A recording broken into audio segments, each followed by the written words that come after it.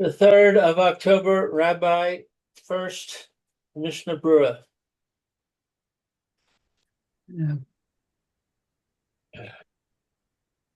Okay. As Lou mentioned, this is Rabbi Shlomo Furst here at Shiva Sama National Yerushalayim Care of Zoom. Our second shir, Mr. Brewer, currently learning Hilus Natilas Yadayim, and we are in Simin Kuf Samech Aleph, and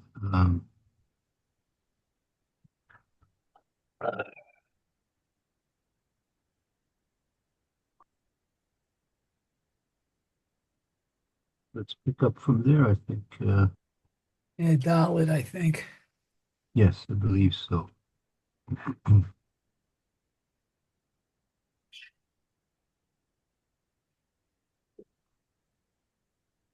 Okay, so it says Shiur Netilat Yadayim Kol Hayad Ad HaKaneh Shel Zeroa. Okay, so I guess the amount of washing the hands, uh, each hand, um, Ad HaKaneh. Right. This halacha is describing thus the specific area of the hand that has to be washed. Right, okay. The Kaneh is the wrist. Kind of that's like the forearm.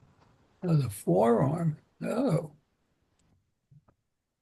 okay. Well, that's near the wrist anyway. Right.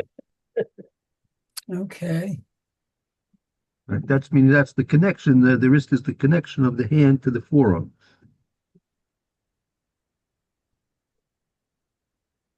Okay. So to the forearm. That's the kana. Oh, zelzerua. Okay. Of the arm. V'yesh omrim ad makom chibor be'etzbaot lekaf hayad. Okay. And some say the area chibor that connects the fingers, the kaf hayad. Is that to the palm of the hand? Oh yeah, that's Kaf the hayad. that's the ad mukim chibur et bos lekafia. That's the others say that it's the place of the connection of the fingers to the palm of the hand, which we call the knuckles. So So you're right. So there are two opinions. The sheer natilas yadayim, meaning the area of the hand that has to be washed, is the first opinion is kol hayad, the whole hand, until ad kana zroya, the kana of the zroya, which we call the wrist, right? What we call the wrist. Okay. Yesh omrim ad chibur exposed lekafa hayad. Others say that it's until the connection of the fingers to the palm, which we call the knuckles. So the first opinion is you have to wash all the way up to the wrist. The second opinion is you have to wash only up to the knuckles. Oh, okay. What, Lou? Do you know what they call? The when you look at the knuckles are, as you said, the knuckles are where the fingers attach to the palm of the hand. Correct? Yeah. But you have two other joints except for the thumb. You have two other joints. What what are they? Those are called the fore knuckles or the post knuckles? Boy, I don't know. That's a good question. I always thought that all of them were knuckles. Yeah. That could be, could be. I don't know. When the children were, I don't know if you can see. One second. When the children were younger, I used to make a trick with them. I said, "Here, I'm gonna show you a true magic trick. Here, you see them all. They're all equal, right? Right, right. Presto changeo. Now they're not. Uh-huh. Kids used to love that one. Uh-huh. Great. Yeah. So, but anyway, back to our stuff now. So it's either up to the wrist, you have to wash up to the wrist, or you have to wash up to the knuckles. Hmm. And so the Mechaber comes along and says, he concludes, Roy, Okay, let's see. Ra'oi linhog kedat harishon. Oh, that's interesting. So what it's appropriate uh to linhog to uh to be to behave. Linog is all in this case is okay, like to to behave. behave. Okay. According to the first opinion. Right. Uh-huh. So that's how we do it. Except if you remember on Tisha B'Av or on Yom Kippur, right? On those days where there's a prohibition of washing your hands, so on those days, Yom Kippur and Tisha B'Av, we only wash up to the knuckles. Right. If you remember. Huh. Minimum amount. Very good. Okay. Uh, let's see the Mishnah Brewer here. That'll begin in Sifkat and Chaf, if I'm not mistaken. Cuff, yes. Uh Adkana. Okay, so that's to the wrist, or forearm. Okay, Lamar. So that is to say, Adsof Pisat Hayad. It's like the piece of sayad. Piece of sayad is the uh, the extent. I'm not sure this Lashon pieces kaf. I'm not sure what they do is kaf yad is the palm of the hand. Piece of Right. sayad is I'm not sure what that means exactly. Piece of sayad. Not sure. The translation also says palm. It says until the end of the palm of the hand, or maybe that's like the boundary, pisat, maybe, or Okay, it could be. Hard to know.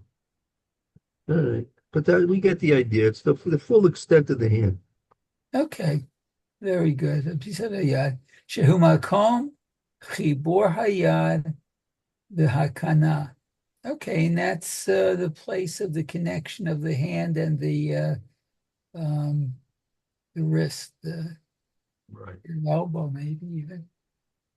Huh, Very good. interesting. Good. Okay, so let's see. Kaf Aleph, Bera'oi linhog. So it's proper to behave like this. Rotzelamar, that is to say, Af de Medina, Mi sheyirtze lahakel kedat shniya, ein mochim biyado. Okay, so it's to say off the Mida in the land. Well, actually, here Medina, meaning according to the letter of the law. According to the leather. Oh, yeah, the other Medina ends in a hay, I guess. Okay, according to the leather of the law, Misha Yirtze, one who wants to be lenient, according to the second opinion, Ein Mochin Biado. What he doesn't Mochin. In Bochim, you don't protest against. I mean, if a person wants to be lenient, you don't have to protest against them. Oh, okay. The Chol Safak Benetilat Yadayim Lukula.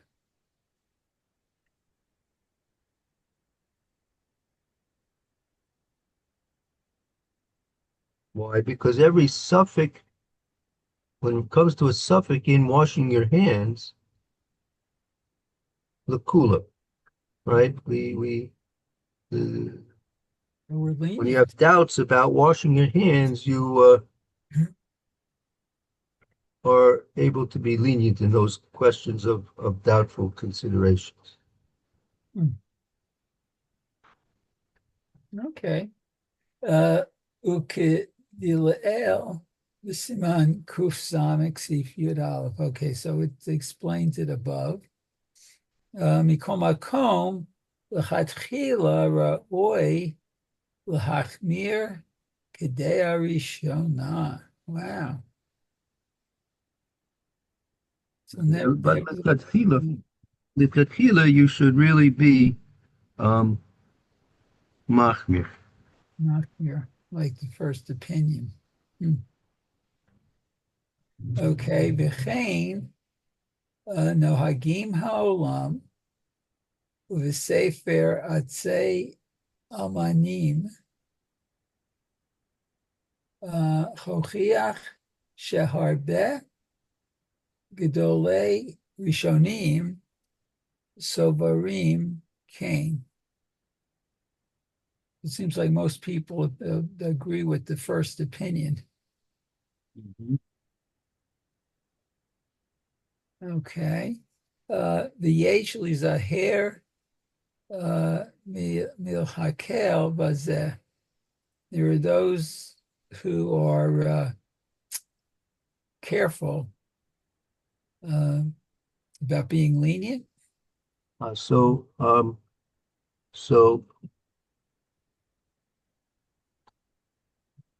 okay, no, but say for Ad say meaning here's a harbe gedol rishonim sobrim yesh lizar el milahek. You should be careful from being lenient in this, meaning Oh, be careful. Okay. that's why the Mishnah said at the very beginning, Medina, right? Medina, a person who wants to be makel, he can be maker, but yet nevertheless, you still should be careful not to be makel in this. Uh-huh. Ayin bebir halach. And he says, take a look at the Bir Halach. Let's see, 1 second. Bir Halach. That's okay, I see that. Which Bir Halach is that? Okay, 1 second. That's going to be that's a bit of a long Bir Halacha. I'll tell you, we'll maybe leave that for now. Let's continue on in the Mr. Brewer. That will bring us to Sifkat and Chav Beis. I'm not sure if I have a chance for that Bir Halacha or not today at least. Okay. So Kedat Harishon. So that's according to the first opinion. Okay. Umashma the Vishaat Adchak Sheyesh Lo Mayim Samsum. Okay. It's mashma from this. It's shastachak in an emergency situation where you have mayim mitzimtzum. There's a shortage of water. You have only an exact amount of water. Okay. Whoops. I have to turn the page. Yuchal lismoch al dat hamikelim. Oh, so you can be lenient. You can rely on the lenient ones. Uh-huh. Very good. Okay. The katvu hachronim de'im pisat yado meluchlach mizeya ukehei gavna. Let's see, luchulei alma tzarik litol al ad sof pisat hayad. Oh. Right. So the Achroni write that if the palm of his hand is going to be dirtied with zeir, with sweat and such, sweat and grime. In this case, everyone agrees you have to wash until the wrist. Uh-huh. Okay, that makes sense. Very good. Right. Okay. Very good. Well, let's see. We have a few minutes. Let's see if we can go to the next. Uh, Sif, Simin Kuf Samit base, correct? Yes. Okay, so it says Agbacha the Sheaf Shuk Hadyadayim Benitila. Okay, so this you're raising. Oh, that's like Hagba. Hmm. Correct. Raising and wiping the hands when one washes them. Okay, let's see Olive. Hanotel Tsarich Lahagbia Yadav. Okay, so one has to lift his hands. Dahainu Rashi Atzbaot. So that the Rashi Atzbaot are like the fingertips, I guess, the heads of the hand. Right. He has to lift his hands, meaning that means he has to lift the uh fingertips upward, the mala upward. Oh, okay. Okay, Lamala. Okay. Shelo Yatsu Mayim Chutz V'la Perech V'yach Zru V'tam'u et Hayadayim.